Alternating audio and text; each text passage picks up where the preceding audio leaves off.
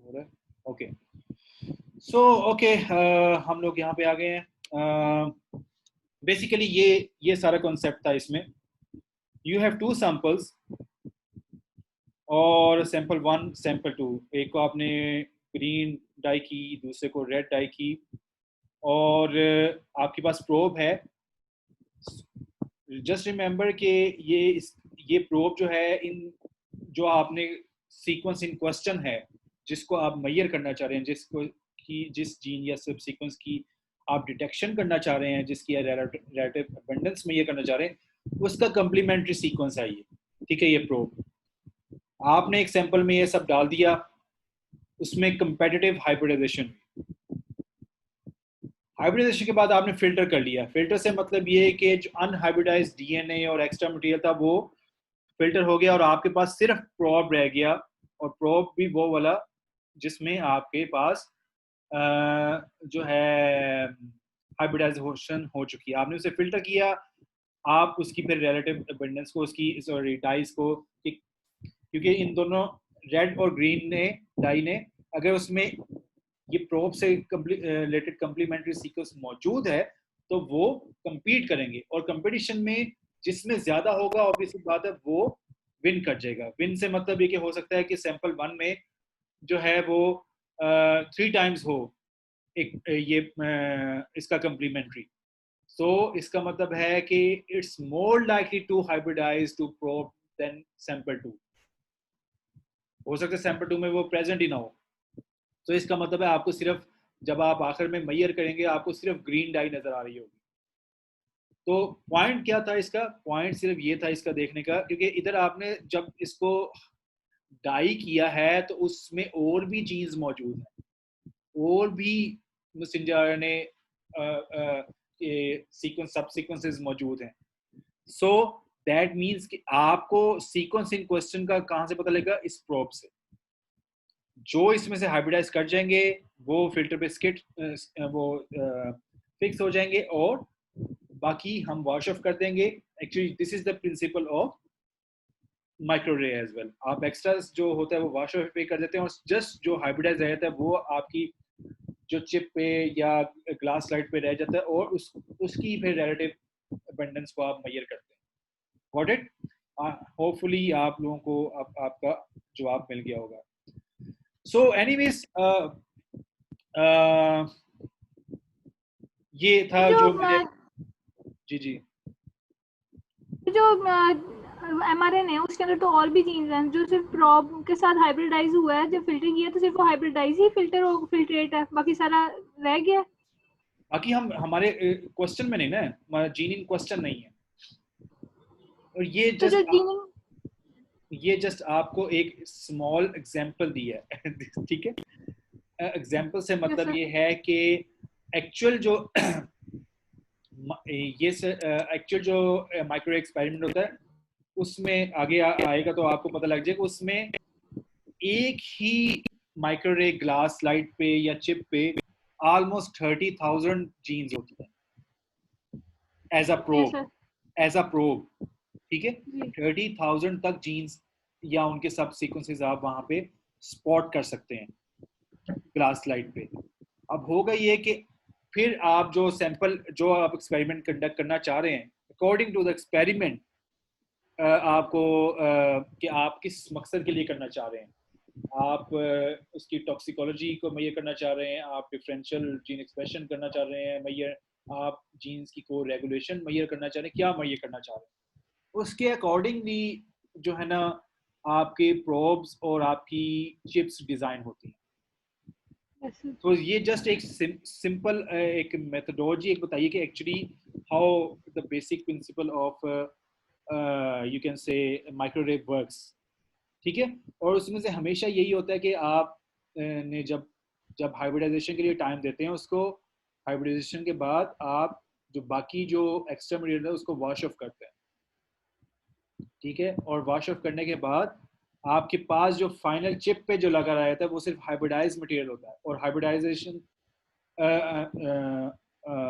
के नतीजे में जो रिलेटिव अबंडेंस है फिर आप मेजर कर सकते हैं कि कौन सा जीन कितने क्या कहते हैं अबंडेंस में था, और उसको आप डाई से या फ्लोरेसेंट इंटेंसिटी से मेजर कर सकते हैं। Got it? Yes sir. Sir northern blotting के अंदर हम प्रॉप को डाई देते हैं ताकि जहाँ जहाँ वो अटैच हो तब हमें वहाँ पता चल जाए, लेकिन इसके अंदर हम सैंपल को डाई कर रहे हैं। बिल्कुल बिल्कुल बिल्कुल, दैट्स द पॉइंट एक्चुअली। मसलन इधर मसलन मैंने इस एग्जांपल में हमने 2 सैंपल लिए हैं सिर्फ, और मैं मिसाल दे रहा हूँ सिर्फ, यस लेकिन सर। अगर हमने सैंपल एक ही लिया हो, जी। ठीक है, फॉर एग्जांपल मैंने उसको एक ही डाई से किया है, तो यस उस सैंपल को मैं हाइब्रिडाइज करवाने मतलब हाइब्रिडाइजेशन करवाता हूँ, यानी चिप पे डालता हूँ। अब मैं उसमें से फिर क्या मैयर होगा मुझे बताएं। मैयर ये होगा, आपको जब वो हाइब्रिडाइजेशन हो जाएगी डिफरेंट स्पॉट्स पे, और उसमें प्रोब का, ये याद रखिए कि प्रोब का डीएनए आपको नोन होता है, प्रोब का सीक्वेंस आपके लिए नोन होता है, क्योंकि that is a sequence in question, और वो आपको नोन होना जरूरी है। Got it? तो प्रोब का सीक्वेंस आपको नोन होता है। अब हो सकता है कि आपने 10,000 जीन्स जो है ना एज अ प्रोब यूज की हैं, 10,000 genes on a single glass slide. तो जब आप एक ही सैंपल को उस पर डालेंगे, तो हो सकता है कि उसमें से कुछ जीन्स हैं वो ज्यादा हाइब्रिडाइज हुई हैं, तो इसका मतलब है जो उनकी कलर इंटेंसिटी आएगी वो ज्यादा आएगी। Got it? मतलब वो शायद उस पर्टिकुलर स्पॉट पे ग्रीन कलर की इंटेंसिटी ज्यादा होगी, और जब आपका इमेज प्रोसेसिंग होगी तो आपको बताएगा कि अच्छा इसकी वैल्यू मसन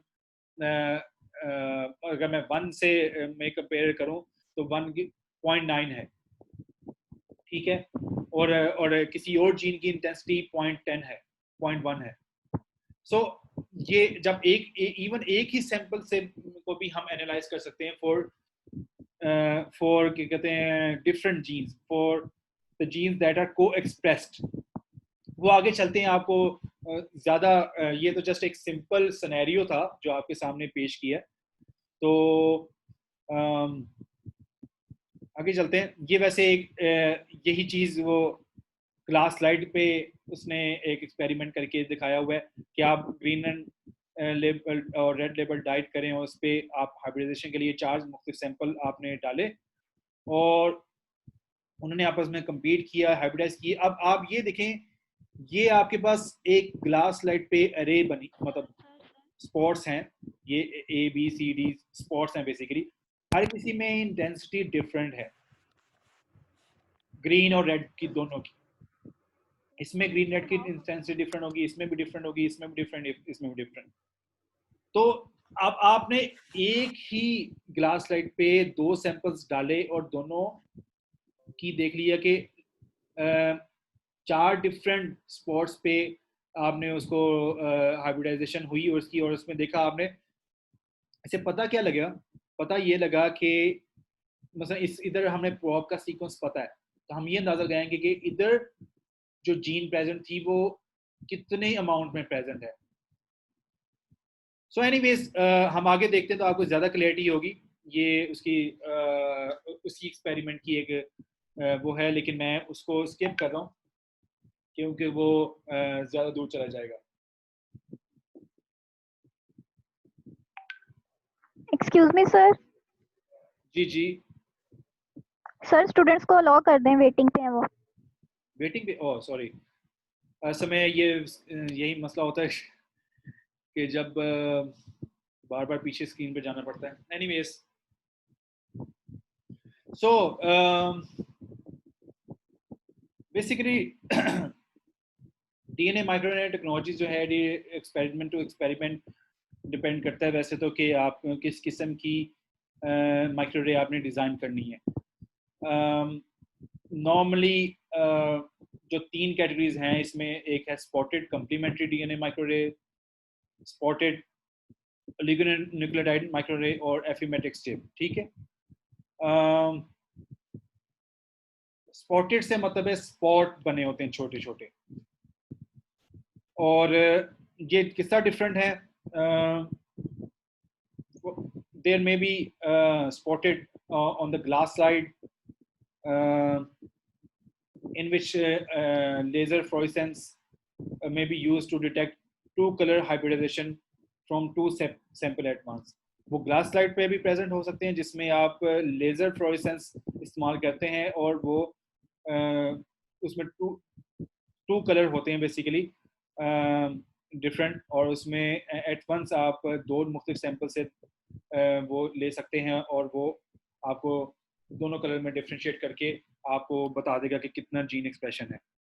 या फिर आप दूसरी जो जिसे आप चीपली भी कहते हैं, जैसे रेडियो लेबल्ड मटेरियल होता है, वो भी हाइब्रिडाइजेशन के लिए यूज़ करते हैं। रेडियो लेबल्ड एक रिपोर्टर मॉलिक्यूल आप मैसेंजर आरएनए के साथ अटैच करवा दें और वो फिर जहाँ पे हाइब्रिडाइज हो उसको फिर हाइब्रिडाइजेशन के बाद आप फिल्टर कर लेते हैं और फिल्ट्रेशन के बाद जो आती है उसको फिर आप मेजर कर लेते हैं। So that's the two techniques which are normally being used actually. मैंने हाईलाइट वो वाले पोर्शन किए हुए हैं जो मेरे ख्याल में अगर मैं स्लाइड बनाता तो वो इंक्लूड करता। सो आप एक एक्स्ट्रा डिटेल पढ़ना चाहें तो वो आप लेटर ऑन इसमें नीचे से पढ़ सकते हैं for your understanding. So spotted microarrays होती हैं, they actually consist of solid surface, for example glass slide हो सकती है, onto which spores of nucleotide molecules are placed in a grid-like arrangement. Grid-like मतलब आप grid का मैं एग्जांपल कह सकता हूँ जिस तरह टेबुलर होते हैं, ठीक है, in the form of array, in the form of you can say rows and columns, you can say. तो grid-like जो अरेंजमेंट में न्यूक्लियोटाइड सीक्वेंसेस को स्पॉट से मतलब ये कि उसको माउंट किया जाता है, उसको रखा जाता है, उसको अटैच किया जाता है ग्लास स्लाइड पे, और हर जो स्पॉट है वो एक स्पेसिफिक जीन को रिप्रेजेंट कर सकता है, स्पेसिफिक जीन जिसमें EST टैग्स हैं, या एक क्लोन को जो कि कम्प्लीमेंट्री डीएनए लाइब्रेरी से डिराइव किया उसको रिप्रेजेंट कर सकता है, या किसी न्यूक्लियोटाइड को रिप्रेजेंट कर सकता है। सो तीन चीजें हैं, या तो आपका स्पॉट पे EST लगे हो सकते हैं, या कम्प्लीमेंट्री डीएनए लाइब्रेरी से जो एक क्लोन लिया है वो स्पॉट पे लगा हो सकता है, और थर्डली ओलिगोन्यूक्लियोटाइड लगे हो सकते हैं। तीनों में डिफरेंस जो है वो ये है कि ओलिगोन्यूक्लियोटाइड जो होते हैं वो बहुत शॉर्ट सीक्वेंस होते हैं, गॉट इट, जबकि ESTs और कम्प्लीमेंट्री डीएनए से जो क्लोन लाइब्रेरी से जो क्लोन होते हैं उनकी सीक्वेंस लेंथ ज़्यादा होती है। वो आगे हम देखते हैं उसकी सीक्वेंस अप्रोक्सीमेटली कितनी होती है। जो उनको जो स्पॉट किया जाता है, यानी वो एक ऑटोमेटेड प्रोसेस यानी मशीन के थ्रू किया जाता है, जिसको आप प्रिंटिंग भी कह सकते हैं, कॉन्टैक्ट स्पॉटिंग भी कह सकते हैं, और वो स्पॉटिंग मशीनरी जो है उसकी ये एक फिगर दी हुई कि 100 माइक्रोमीटर के डायमीटर में अप्रोक्सीमेटली वो स्पॉटिंग कर सकते हैं, so that they are that much precise. So इसका मतलब है कि उसमें 10,000 से 30,000 प्रोब्स जो हैं वो एट अ टाइम एक सिंगल एरे में अरेंज हो सकते हैं। सो आप देख सकते हैं कितना रिफाइंड है, मतलब it is spot cannot be seen obviously with the naked eye. So इसका क्वांटिटी डायमीटर बहुत स्मॉल है, और एक सिंगल एरे में, एक सिंगल माइक्रो रे में अगर हम इस मेथड से स्पॉटिंग करते हैं, एक सिंगल माइक्रो रे कंस्ट्रक्ट करते हैं, तो वो 10,000 से 30,000 प्रोब्स हम उस पर कंस्ट्रक्ट कर सकते हैं। अगेन यहाँ पे एक छोटी सी बात मैं मेंशन कर सकता हूँ, ये जो हम बात कर रहे हैं कि हम स्पॉटिंग करते हैं सरफेस पे, so actually we are actually making the probes for that. और प्रोब्स के तीन यहाँ पे मैंने बताए हैं कि 3 वेज हैं कि आप उनको कंस्ट्रक्ट कर सकते हैं। EST या एक clone from derive from complementary DNA library या ओलिगोन्यूक्लियोटाइड। Got it? सो ये तीन सोर्सेज से आप लेकर आप अपना प्रोब कंस्ट्रक्ट कर सकते हैं और उसको स्पॉट कर सकते हैं, यानी प्रिंट कर सकते हैं on your micro glass slide. So जी सर जो ग्लास लाइट पर हम प्रोब स्पोर्ट कर रहे हैं या अपना सैंपल स्पोर्ट कर रहे हैं? नहीं, सैंपल तो आपने, ये प्रोब्स कर रहे हैं, मतलब अपना प्रोब्स जो आपको नॉन डीएनए या जीन्स है वो नॉन और सीक्वेंस। जिसमें हमने उसका एक्सप्रेशन लेवल फाइंड करना है वो कहाँ लोड करेंगे? वो अभी जरा सब्र करने, वो भी आएगा आगे, ठीक है? अभी जस्ट मैं आपको बता रहा हूँ कि माइक्रोरे, क्योंकि माइक्रोरे पे तो प्रोब्स होंगे ना, यस सर। ठीक है ना, उस पे तो प्रोब्स होंगे ना। जो जो जिस सैंपल का हमने जीन एक्सप्रेशन मेजर करना है वो तो उसकी बारी तो बाद में आएगी। हम तो अभी जो उसके कम्प्लीमेंट्री सीक्वेंसेस हैं, जो नॉन सीक्वेंसेस हैं, वो अभी हम कर रहे हैं, और उसके बारे में मैं बता रहा हूँ। उसके लिए तीन सोर्सेज हैं। EST yes sir. Complementary DNA library से कोई क्लोन ले लें या ओलिगोन्यूक्लियोटाइड सीक्वेंस ले लें, ठीक है? और जैसे मैंने बताया, उसका डायमीटर से 100 माइक्रोमीटर तक हो सकता है, और वो साथ साथ ही होते हैं, क्लोज प्रॉक्सिमिटी में होते हैं, और 10,000 से 30,000 प्रोब्स एट अ टाइम एक सिंगल रे में प्रिंट किए जा सकते हैं। अच्छा, इसमें एक बड़ी इंपॉर्टेंट बात है और इंटरेस्टिंग बात है कि in order to reproduce the results, तो एक जीन, क्योंकि समटाइम्स जीन्स बहुत लेंथी होती हैं और हो सकता है कि कम्प्लीमेंट्री डीएनए या EST, एक सिंगल EST उसको कवर ना करता हो, या एक पर्टिकुलर न्यूक्लियोटाइड ओलिगोन्यूक्लियोटाइड उसको कवर ना करता हो।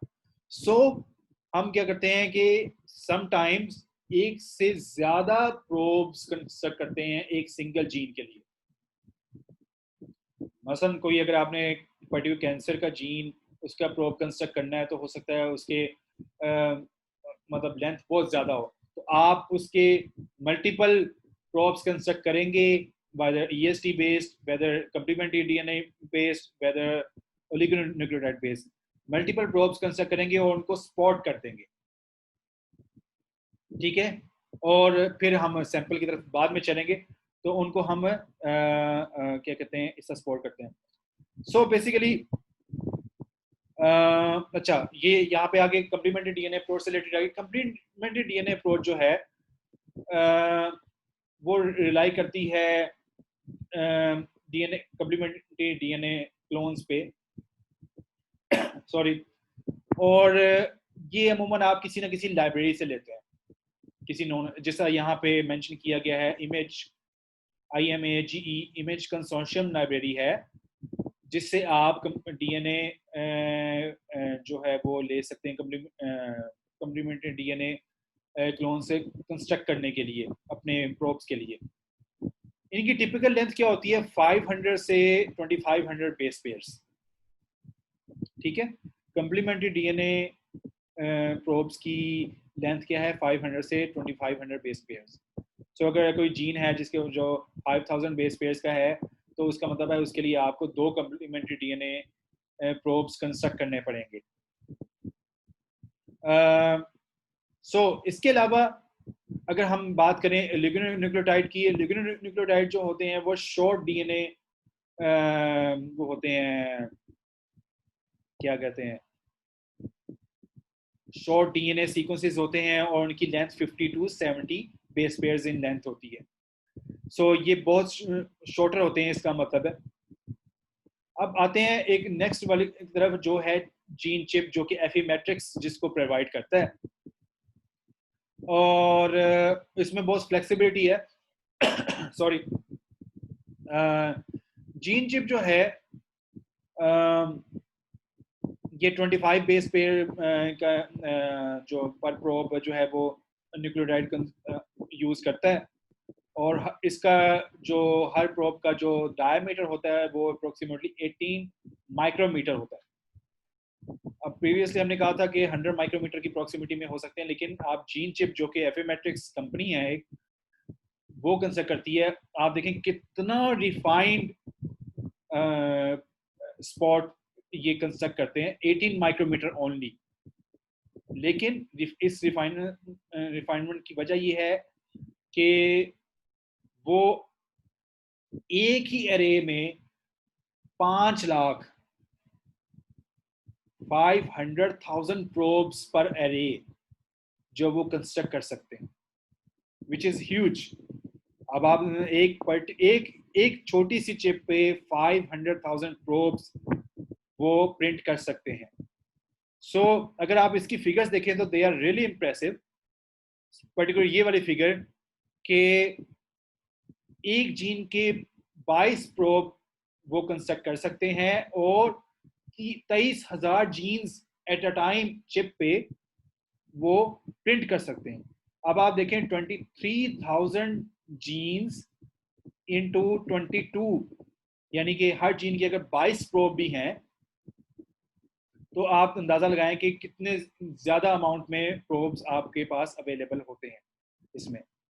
सो इन जनरल अगर बात की जाए तो हर जीन जो मतलब क्योंकि एक जीन एक से ज्यादा प्रोब्स उसके होंगे तो उस पूरे एक प्रोब को उसके प्रोब को प्रोब सेट कहते हैं, या उसके पूरे कलेक्शन ऑफ प्रोब्स को प्रोब सेट कहा जाता है। अच्छा, इसमें एक बड़ी इंटरेस्टिंग बात ये है कि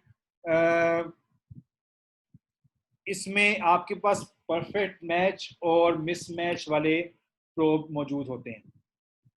परफेक्ट मैच तो वो वाला प्रोब है जो परफेक्टली क्या कहते हैं कंप्लीमेंट्री है सीक्वेंस एज सच, कंप्लीमेंट्री है टू द नोन सीक्वेंस। और जो मिसमैच है वो किसी एक सिंगल बेस से डिफर कर रहा होता है। ठीक है, सो मिसमैच जो है, मिसमैच जो प्रोब है वो किसी एक बेस से डिफर कर रहा होता है जिसकी वजह से हाइब्रिडाइजेशन मुकम्मल नहीं होती और वो मिसमैच कहलाता है। So that's how it works. इसमें परफेक्ट मैच और mismatch probes as a for the sake of experiment जो है वो किए जाते हैं use. So this section was about how different chips are designed, उन पे probes किस किस्म के होते हैं, उनकी printing capacity, उनकी spotting capacity और उनके probes की length कैसे differ करती है and this and that। अच्छा, आगे चलते हैं कि microarrays different type of scientific studies के लिए यूज होती हैं और ये डिफरेंट माइक्रोरेज स्टडीज जो हैं वो कौन कौन सी हैं, वो एक स्टडी का पार्ट भी हो सकते हैं, उसके किसी सब टास्क का पार्ट हो सकते हैं। So it all depends on your what kind of task you are performing. So but mostly ये एनालिटिकल टास्क होते हैं। इसमें सबसे इम्पोर्टेंट और सबसे ऑब्वियस टास्क जो आप देखते हैं वो है डिफरेंशियल जीन एक्सप्रेशन का। ठीक है, डिफरेंशियल जीन एक्सप्रेशन जो है वो नॉर्मली आप देखते हैं कि एक एक्सप्रेशन लेवल्स क्या है एक पर्टिकुलर जीन के इन डिफरेंट टिश्यू टाइप्स हो सकते हैं, डिफरेंट डेवलपमेंट स्टेजेस हो सकती हैं या किसी ऑर्गेनिज्म की। तो डिफरेंट टिश्यूज में या डिफरेंट डेवलपमेंट स्टेजेस में आपकी एक पर्टिकुलर जीन की या मल्टीपल जीन्स की एक्सप्रेशन लेवल्स क्या थे, तो ये आपकी एक जीन प्रोफाइल बनाते हैं। So differential gene expression studies are meant to do this, ये it is one of the application area of. फिर को रेगुलेटेड जीन एक्सप्रेशन है। को रेगुलेटेड जीन्स आप एक ही सैंपल से जो वो लेते हैं और आप देखते हैं कि 2 या 3 या कुछ मतलब जितनी जीन्स आपके आप जिनको स्टडी करना चाहते हैं उनको देखते हैं कि क्या उनकी एक्सप्रेशन में कोई कोऑर्डिनेटेड या लिंक है या कोरिलेशन है। This can be either positive correlation और नेगेटिव कोरिलेशन। पॉजिटिव कोरिलेशन ये होती है कि अगर एक जीन की क्वांटिटी या एक्सप्रेशन लेवल ज़्यादा हो रहे हैं तो दूसरे के कम हो रहे हैं तो ये नेगेटिव हो जाएगी।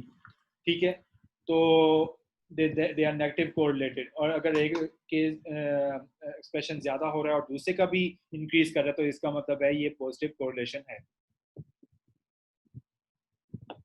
सो ये भी जीन एक्सप्रेशन प्रोफाइल्स को बिल्ड करने के लिए इस्तेमाल होती हैं। फिर gene function identification, it is very important, और ये आप इस तरह कर सकते हैं कि आप जब कंपैरिजन करते हैं किसी आपके पास कोई नोवेल जीन होता है जिसका आपने एक्सप्रेशन लेवल या एक्सप्रेशन प्रोफाइल देखना होता है मुख्तलिफ कंडीशंस में, तो आप क्या कर सकते हैं कि आप प्रोबिंग करते हैं और ये देखते हैं कि इसका एक्सप्रेशन लेवल कितना सिमिलर है टू सम अदर जीन। हो सकता है कोई एक उस पूरे सैंपल में एक कोई जीन हो जिसकी एक्सप्रेशन ऐसे एक्सप्रेशन प्रोफाइल सिमिलर या क्लोज हो, क्लोजली सिमिलर हो to the gene to some novel gene, और आप ये कह सकते हैं अच्छा this gene might behave in the same way as that of the known gene. फिर टाइम कोर्स स्टडीज हैं। टाइम कोर्स स्टडी ये कि आप डिफरेंट टाइम में सैंपल लेते हैं एक ही ऑर्गेनिज्म से या एक ही टिश्यू से, जो भी आप करना चाहते हैं, और एक ही टाइम में जब आप ये लेते हैं तो it's just like a snapshot of a time. ठीक है, आप देखते हैं कि किस टाइम पे कितने जीन एक्सप्रेशन लेवल क्या था सैंपल में, और उसको फिर आप फर्दर अपनी स्टडी में मतलब यूज़ कर सकते हैं। कोई आप उसमें से कोई थ्योरी पेश कर सकते हैं कि okay this is how it works.